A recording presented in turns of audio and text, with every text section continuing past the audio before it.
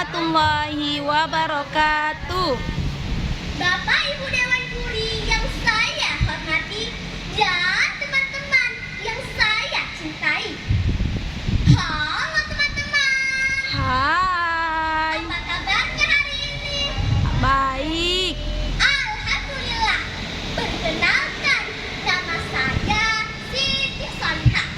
Kali ini saya akan menyampaikan sebuah cerita yang berasal dari karangan Rahmi Safana yang diterbitkan di web Min17 ini dan media online Suara Nangkro yang berjudul Kisah Pocong Intan. Iya. Ini ceritanya.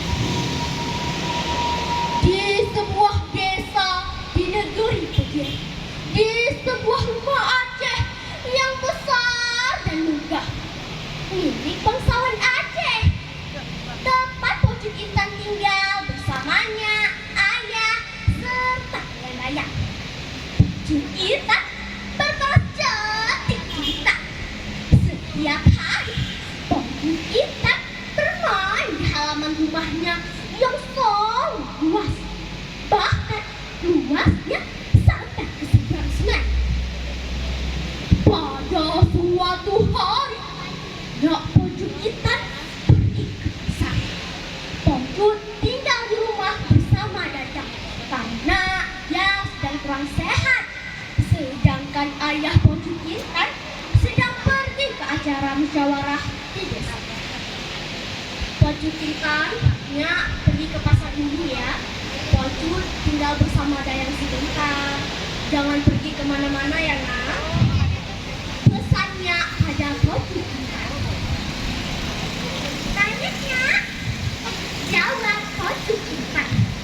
Pocong Intan yang senang bermain tidak sanggup menjaga anak-anaknya.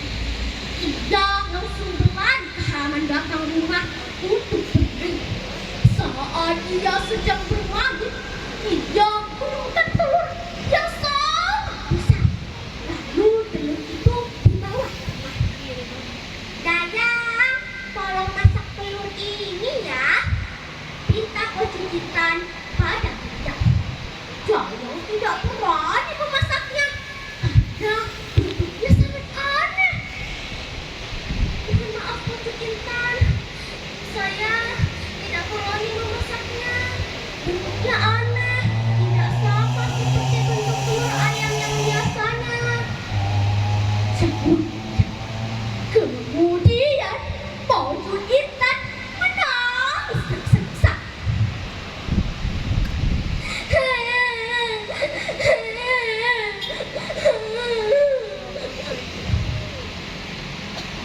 Dayang semakin resah. Dia khawatir rumah Pocong Intan semakin mendekat.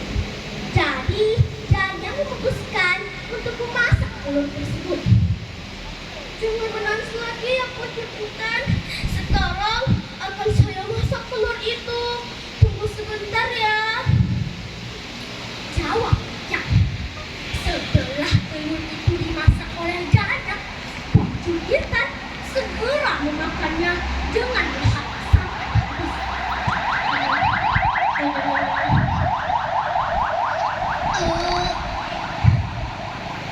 Tak lama kemudian, suhu badan Pocong Intan semakin meningkat. Badan Pocong Intan semakin panas dan ia sangat kehausan. Ia meminta air pada Dayang. Dayang, saya sangat haus. Tolonglah berikan air untuk saya. Habislah air satu ceret.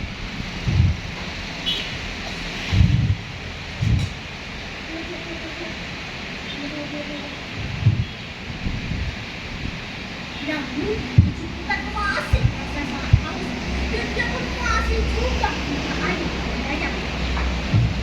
Dayang, saya sangat haus. Ambilkan air lebih banyak lagi. Minta Pocong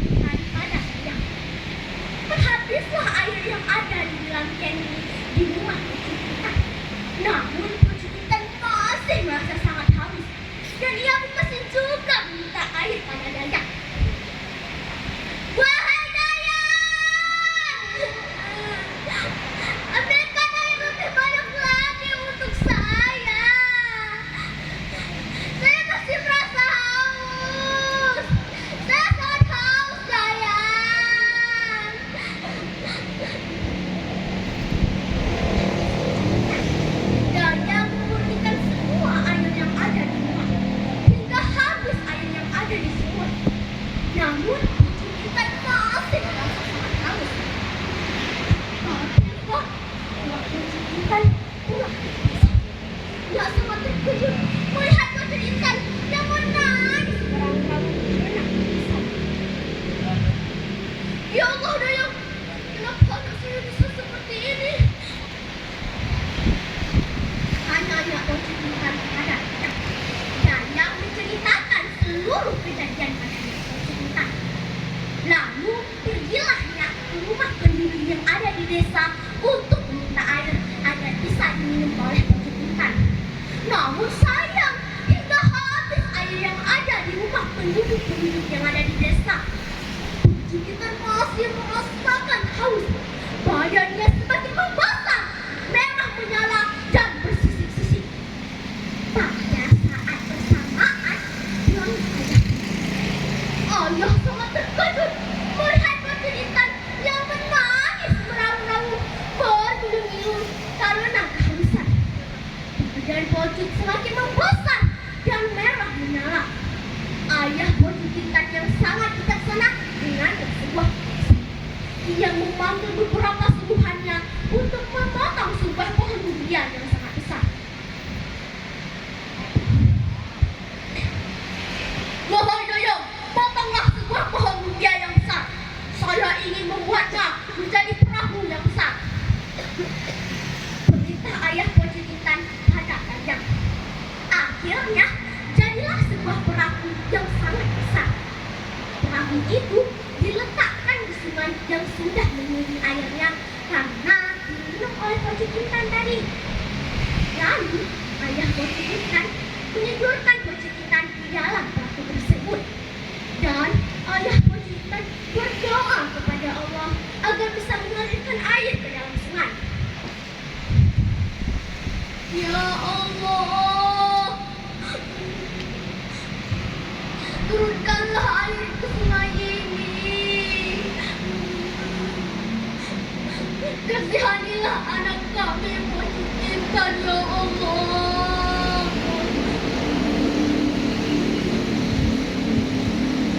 Permohonan ayah pocong intan kepada Allah sambil menangis.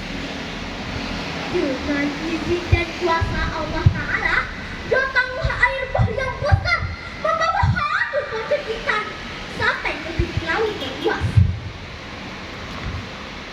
Pocong intan sangat senang karena bisa minum sepuasnya. Hilanglah rasa haus pocong intan.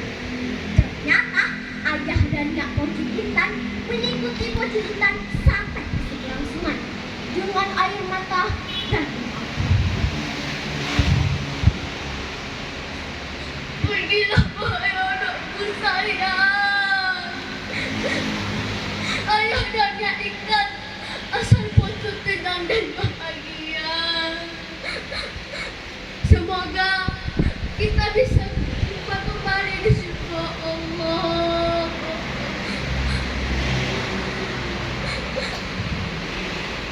Suara pocong intan menggema di tepi laut yang luas. Oh iya teman-teman, pesan moral yang dapat kita ambil adalah yang pertama, kita harus mendengar perkataan orang tua. Yang kedua, bila meminta sesuatu kita harus bersabar. Teman-teman, saya punya pantun nih, jangan lupa yang cakep ya. Oke, Jalan-jalan ke kota Suki. cakep, Jangan lupa singgah ke Pantai Pelangi. cakep, Cukup sekian cerita pocong intan dari Pidi. cakep. Terima kasih dan salam literasi.